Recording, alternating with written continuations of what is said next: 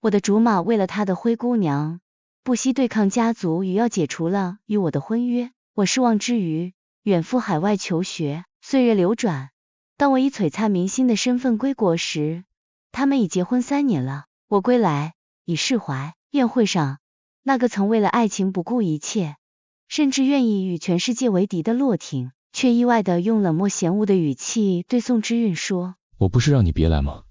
我说的不够清楚。回国后，我收到了洛氏集团的盛情邀请，担任其品牌代言人，并为此举办了隆重的签约仪式与庆祝宴会。这场星光熠熠的宴会上，洛氏集团掌门人洛婷也来了。5年前，洛婷为了宋之韵，决然地与我解除婚约。我们这段门当户对的联姻佳话破裂，她更是在家族长辈面前立下誓言，非宋之韵不娶，即便孤独终老，亦不会跟我结婚。那番话语如同利刃般刺痛我的心，也致使我们2家世代交好的情谊破裂。我在父母面前泪如雨下，说我不想嫁了。父母亲自出面与洛家沟通，希望让这段关系体面的结束。经过一番深谈，2家达成了共识，并非洛婷主动放弃，而是我家因不忍女儿受委屈，主动提出退婚。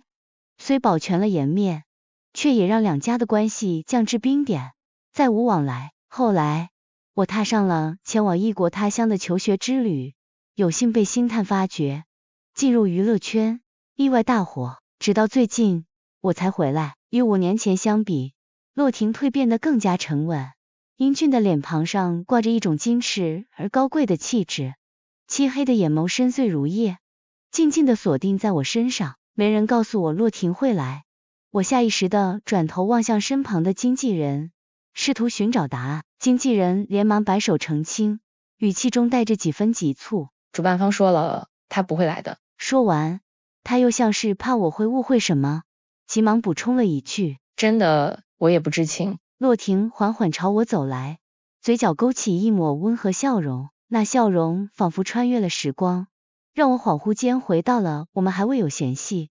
他每日清晨准时出现在我家门口，接我去上学的那段日子。林哥，以前我太过年轻气盛，行事冲动，尤其是当初退婚之事，处理的极为不妥。今天，我想正式向你表达我的歉意。他的话语诚恳而真挚，目光紧锁着我的双眼。可以原谅我吗？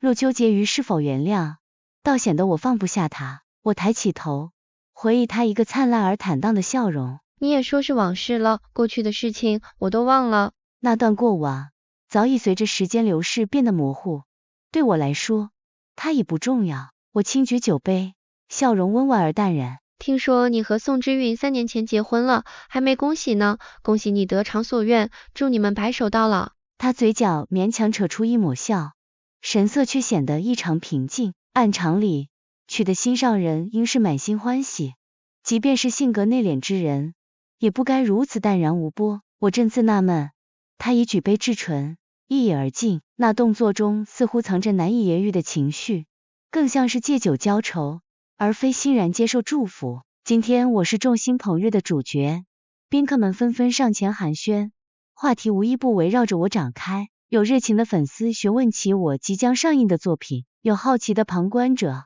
提及我与某男星绯闻，八卦真相。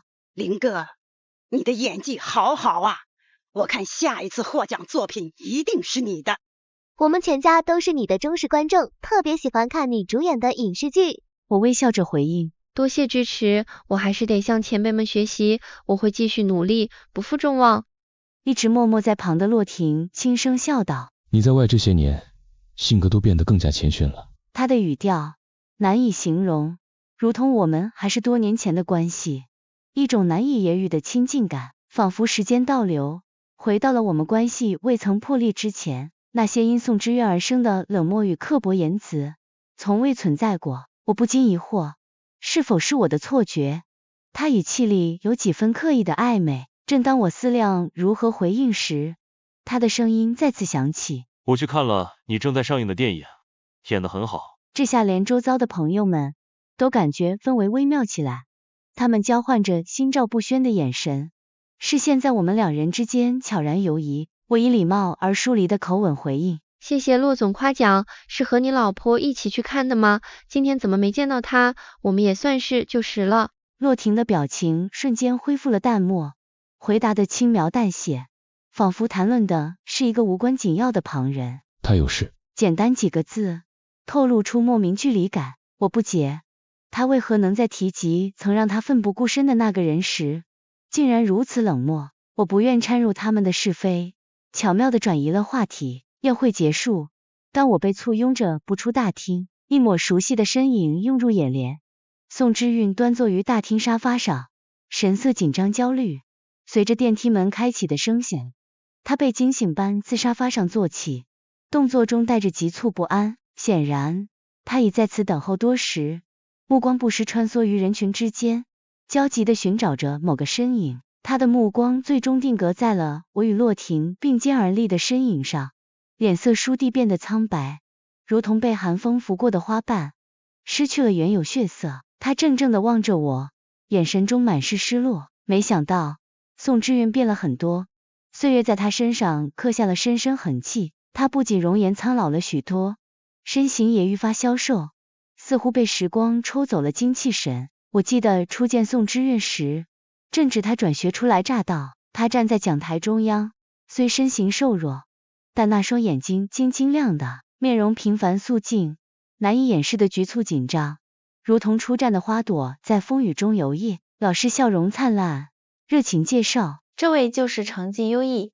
破格录取的宋之韵同学，让我们用热烈的掌声欢迎她加入。在这所汇聚了众多非富即贵学子的国际学校里，成绩优异并不足以照亮他的道路。教室里一时间陷入尴尬的沉默，我心中涌起莫名同情，率先鼓起掌来。随后教室里才逐渐响起了稀稀拉拉却逐渐汇聚成海的掌声。老师投来感激的一瞥，对宋之韵说，这位是江林哥，我们的学习委员，以后你有任何需要帮助的地方都可以找他。宋之韵成了我青梅竹马洛婷的同桌。我和洛婷的婚约是从小两家父母就定下的，我们彼此心照不宣，默认彼此为未来人生伴侣。但自从宋之韵来了以后，我们的关系开始变得不一样了。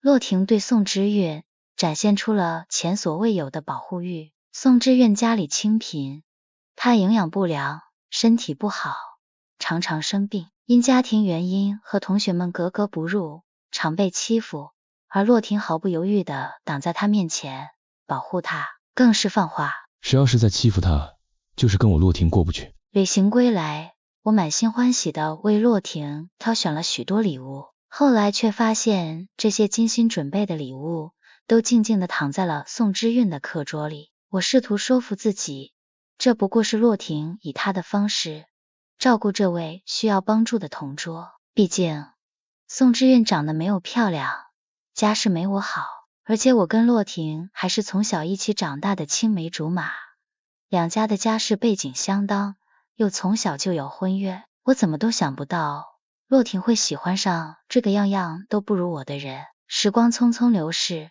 宋之韵早已褪去了往昔寒酸模样，只是身形愈发消瘦，瘦得没有一丝美感。她全身都是名牌服饰，以我从小对洛婷的了解，这并非她喜好的风格。她步至我面前，嘴角勾起一抹微笑，笑容中带着几分客套。林哥，好久不见。她的目光在我和洛婷之间游离，那份探究与揣摩交织的眼神让人心生不适。我微微蹙眉，好久不见。洛婷的声音冷冽如冰，我不是让你别来吗？我说的不够清楚。宋之韵看洛婷的眼神中充满了小心翼翼与卑微。你别生气，我只是刚好路过这里，想着等你一起回去。这借口听起来如此牵强，几乎难以自圆其说。空气中弥漫着微妙的尴尬。他手中提着一个沉甸甸礼品袋，缓缓说道，方才遇见酒店老板，他特意送了你爱喝的茶叶，说之前你忘记带走，特地送来。这个圈子里压根没有什么忘记的说法，你猜猜他为什么没有收礼呢？饶是我刚刚回国，这些事情已有所耳闻。酒店老板正积极寻求骆氏集团的资金支持，而洛婷已果断回绝了他的请求。洛婷原本冷峻的面庞，在听到这番话后，更添了几分不悦，眉头紧锁。凡事动动脑子，行不行？后传来其他人低低的笑声，打趣道：洛太太，这礼品带的分量，似乎不是茶叶的重量啊。作为洛婷的妻子，她似乎对洛氏集团的内部事务丝毫无察觉。洛婷拒绝，她却收礼，这无疑是打洛婷的脸。这种行为既缺乏敏锐度，又不够得体，与洛氏集团的身份极不相称。不难想象，在宋之韵成为洛太太的这3年多，类似的尴尬场面或许已多次上演。洛婷的声音中带着明显的不耐与责备。你是想让我们成为他人闲谈的笑料吗？宋之韵原本就略显苍白的脸庞瞬间失去了血色，她无助地望着洛婷，咬紧了下唇。她完全不明白为何他会突然发这么大的火，更不知自己错在哪里。我对于洛婷的反应感到颇为意外，她面容冷峻，在大家打趣中置身事外，就好像被人嘲笑的不是那个她千辛万苦迎娶回家的女子。记忆中的她并非如此模样。昔日宋之韵在学校因格格不入而遭受排挤与欺凌时，洛婷总是毫不犹豫地挺身而出，成为她最坚实的盾牌，用行动守护她。此刻她静静地站在那里，低垂着眼帘，审视着面前的宋之韵，眼中流露出的不仅是冷漠，更有一丝难以察觉的厌烦。与往昔那个英勇无畏、满心满眼都是他的少年形成了鲜明对比，恍若两人。难道他忘记了那些年，他为了捍卫宋之韵的尊严，是如何毅然决然地与我解除了婚约？那份决绝与深情，仿佛还在昨日。如今的他变得如此陌生，让人不禁唏嘘不已。少时，我第一次意识到洛婷为宋之韵挺身而出，是一场钢琴课上。对于我们而言，钢琴是从小练到大的，游刃有余，而轮到宋之韵弹琴，那份生疏与紧张却显露无遗。他的手指微微颤抖，只勉强拼凑出几个不成调的音节。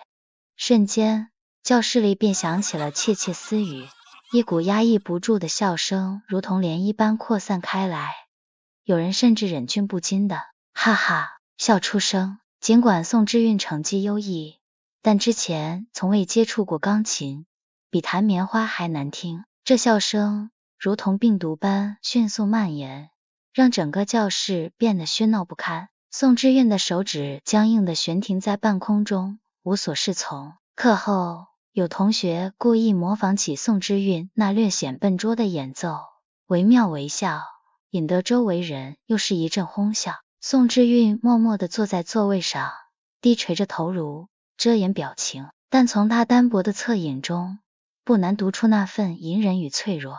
就在这时，一向以冷漠著称、不喜多事的洛婷却出人意料地站了出来。她目光如炬，冷冷地扫向那些仍在嘲笑宋之韵的同学，简短而有力地说出了一句：很好笑吗？你们是弹得有多好？周围喧嚣嘲笑声瞬间安静了。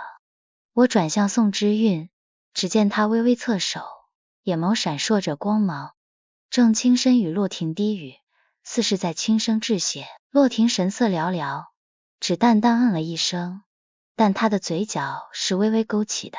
放学后，我路过琴房，透过半掩的门扉，我看见了宋之韵。校园已渐归宁静，琴房内空无一人，唯有他独自坐在窗边的位置，艰难地练习着弹琴。当我准备悄然离去时，一阵悠扬流畅的琴声突然响起，让我不由自主地停了下来。我循声望去，只见洛婷坐在了宋之韵身旁，她修长的手指在黑白琴键间跳跃，夕阳的余晖为她的侧影镀上了一层金色的光辉，英俊非凡。一曲终了，洛婷低下头，目光温柔地看向宋之韵。这样弹，你试试。